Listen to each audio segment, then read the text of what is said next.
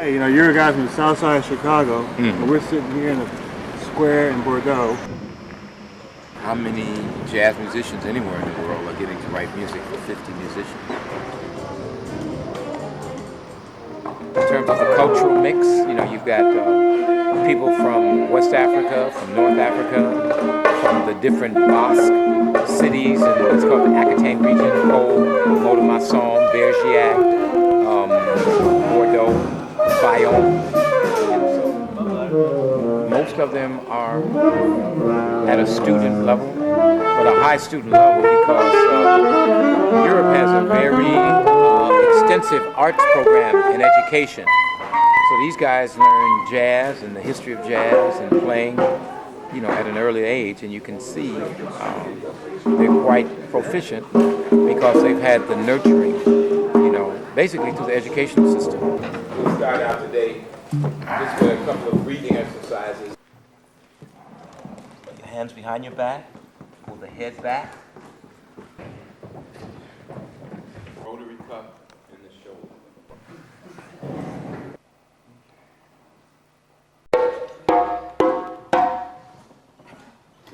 Today you're higher. You are higher than she did.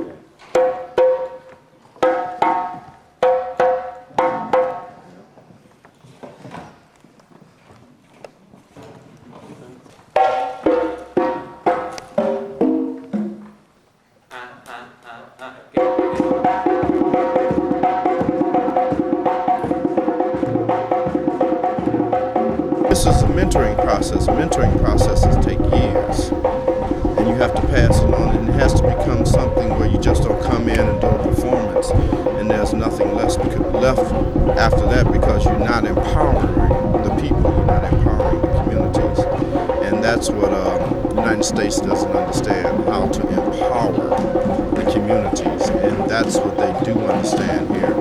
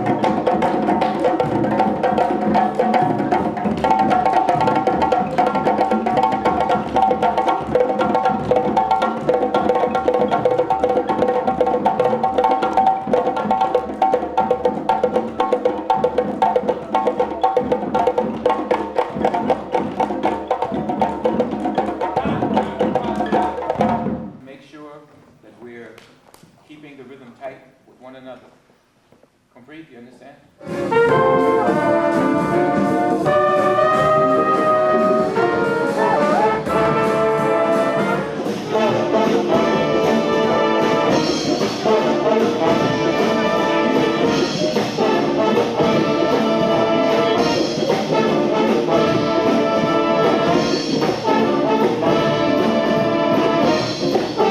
You have to play. I mean play with intensity. You have to sweat.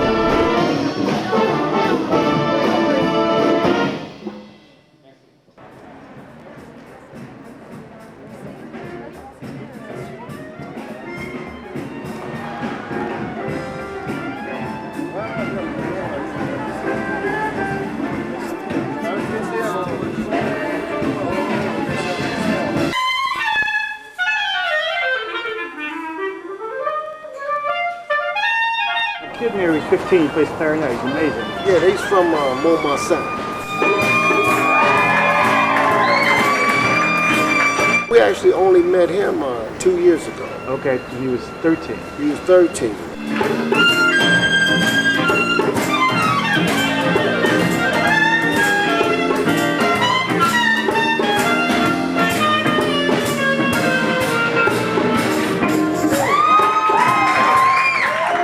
All of these kids, the alto player, trumpet player. They all come from Montmartre and they go to the same music school. They have a wonderful jazz teacher. Very good teacher, Jackie Berikocha. But they have great energy, they love to play. They really got a good foot in jazz. We listen to jazz all night long. As the young guys from Montmartre, they came in the first day to the jam session. They said, let's rock and roll. What determines is what are they going to do with the rest of their life, the choices they make, what do they decide to dedicate themselves to. Certainly, if that is music, we have quite a few geniuses on hand here.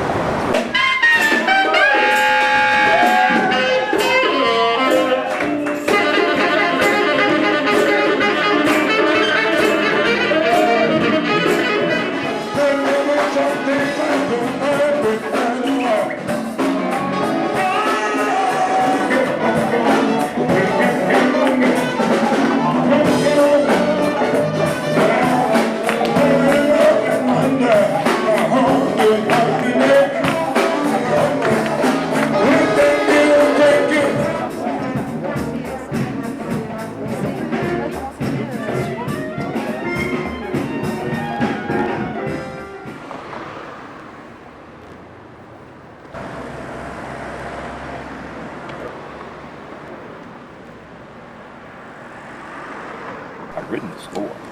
Now there are various little nuances and little pockets or ways in which, you know, if these guys all play it in a certain way, then I'm going to then work the score for the way that their chemistry moves in music, rather than trying to force them to try to do it the same way a cat in Chicago would do it. One thing I notice about French aesthetic is that everything is real dainty and light. They don't get to the real essence of the meat of the sound. And that's one thing we're here to bring. We're here to bring all of it. Reveille as well as the honky-tonk. Now we're interpreting the music. So we're taking the music off the page.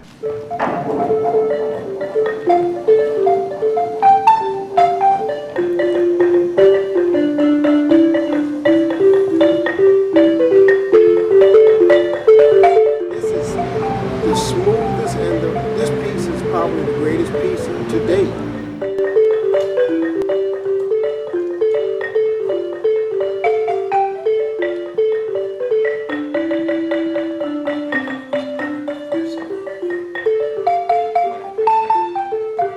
In the States, we just have to start recognizing that we have not necessarily given the most accurate distribution of resources for the best development of our society culturally.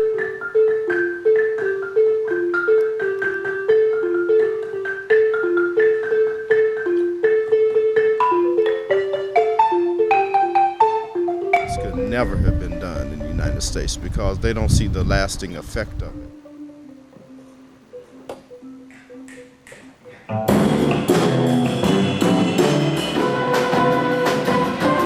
Private school is one thing, but on a public level, on a general level, for all people, we're just not given the culture, which unfortunately is going to hurt the entire community later because you have less people have knowledge of culture. So we have less artists, less filmmakers, less painters, and it's going to hurt the whole society.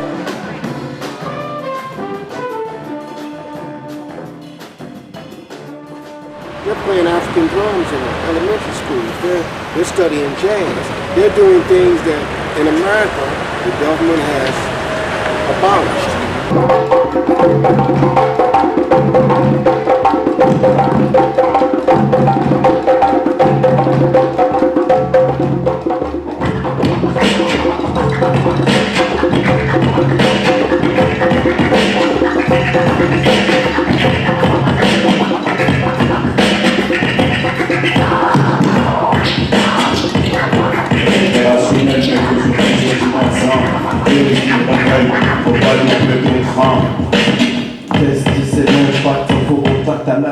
We have the resources to enhance our humanity, just our judgment hasn't really assessed what it really needs to be.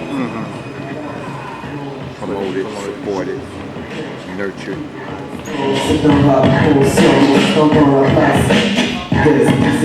It's one of the richest places in the world, and there is a way to better expose the resources and therefore expose the community to the opportunities to express themselves and to have the pleasure of what that expression means.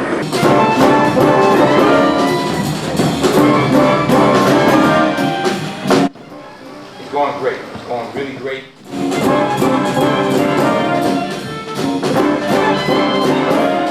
We're going to try to get it tighter. When you're called on for solos, you have to be right on it. You have to have an idea. You have to listen to the groove. And then when I call you in, you have to be right there. All right, so Messi and Adama. Because it's common sense that the idea of the arts being an instrumental tool for the exposure, for the enhancement, for the enlightenment of communities, that's a given. What are your children left with? To continue the legacy.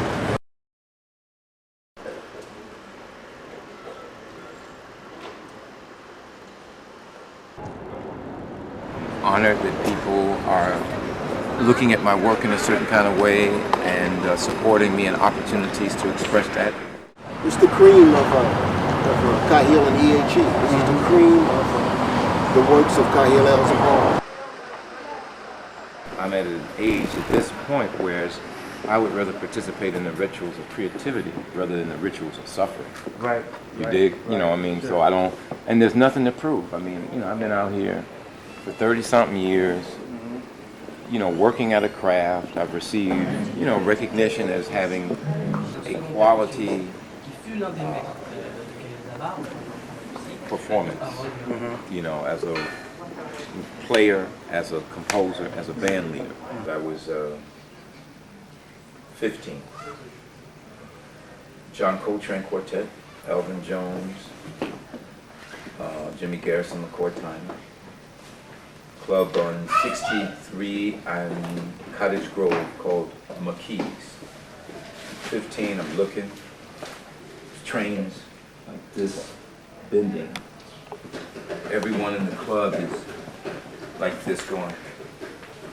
And I'm 15 looking like crazy people. So I saw outside the club, Elvin Jones and Jimmy Garrison have an argument. And they were fussing. They went into the club, they were playing. Elvin Jones has a cigarette, like this. The tempo is like impressions. Like this. All of a sudden, Jimmy and Elvin are looking at each other, and Elvin goes to sleep. But the tempo is still like this. Cigarette is like this. And Jimmy says, Elvin, wake up! Elvin goes, that was an incredible experience. I mean, it's way more important, I think, to make art than it is to make war. There's a whole lot more money in war. There's a whole lot more focus. There's a whole lot more media support in destruction than actually it is in creation. So darling, hear me please. Won't you save your love for me, baby?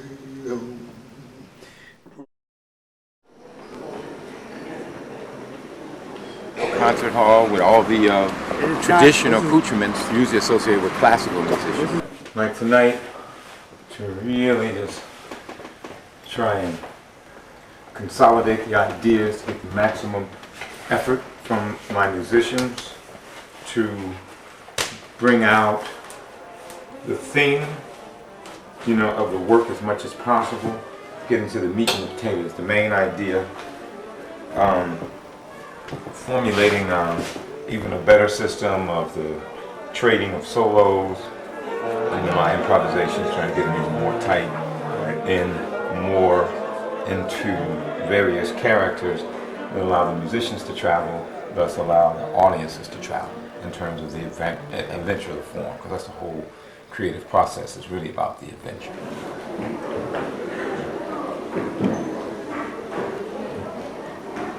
Joe, Ernest, and I have really enjoyed this past week and few days.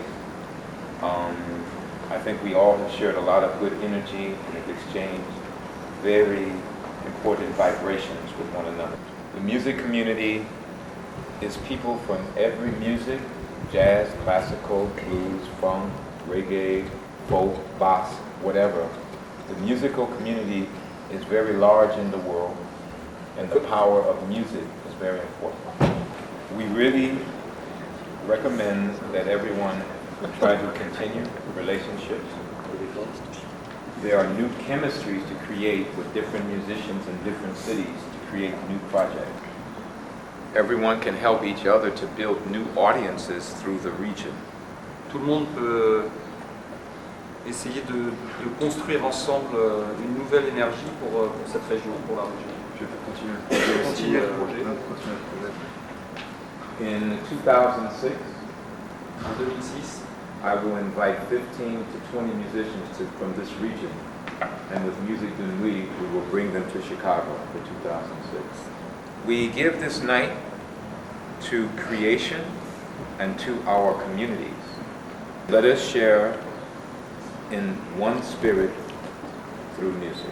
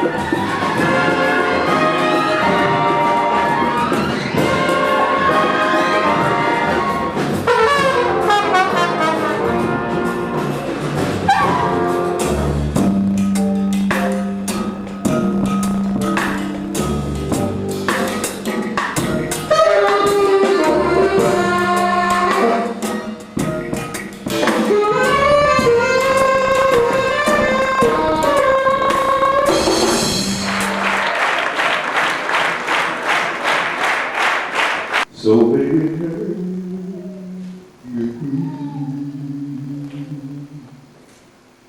won't you save your love for me?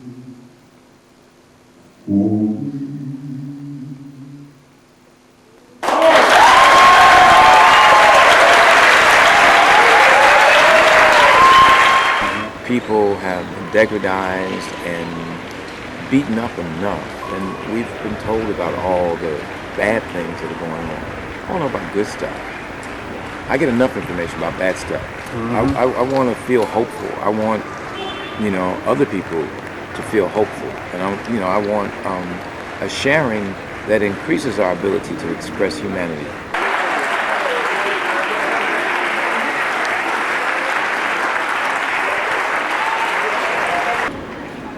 What I believe in my heart of hearts is hopefulness. I see no advantage to pessimism. I don't even see it as the success of a critical analysis. There's gotta be some light at the end of the tunnel.